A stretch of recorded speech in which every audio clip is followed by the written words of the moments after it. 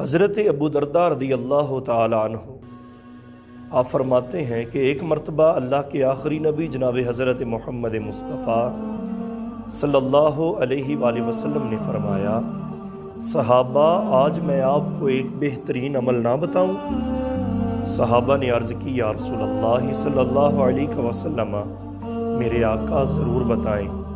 تو میرے مصطفیٰ نے فرمایا، یہ وہ عمل ہے جو اللہ کی راہ میں چاندی سونا ادا کرنے سے بھی بہتر ہے، رب کی بارگاہ میں نماز زکوٰۃ حج ادا کرنے سے بھی بہتر ہے، رب کی بارگاہ میں جہاد کرنے سے بھی بہتر ہے۔ صحابہ نے عرض کی، مدینے کے تاجدار صلی اللہ علیہ وسلم میرے آقا ہمیں یہ ضرور عمل بتائیں۔ تو میرے مصطفیٰ نے فرمایا، صحابہ یہ وہ عمل ہے کہ رب کی بارگاہ میں ہمیشہ ذکر الہی میں مشغول رہیں، رب کی بارگاہ میں ذکر الہی کرتے رہیں۔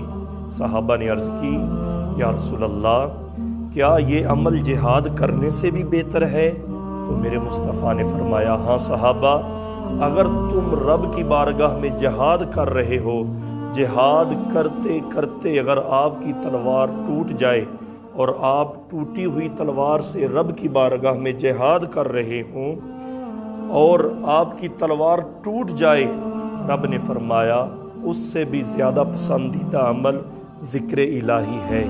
اس لیے تو اللہ رب العالمین نے فرمایا، فَاذْكُرُونِي أَذْكُرْكُمْ، تم مجھے یاد کرو میں تمہیں یاد کرتا ہوں۔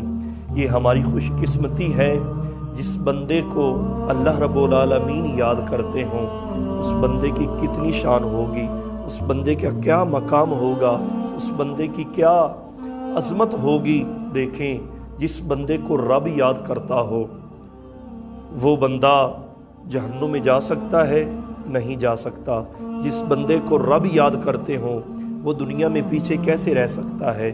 جس بندے کو رب یاد کرتے ہوں وہ دنیا میں بھی بندہ کامیاب ہے، قبر میں بھی کامیاب ہوگا اور انشاءاللہ حشر میں بھی کامیاب ہوگا۔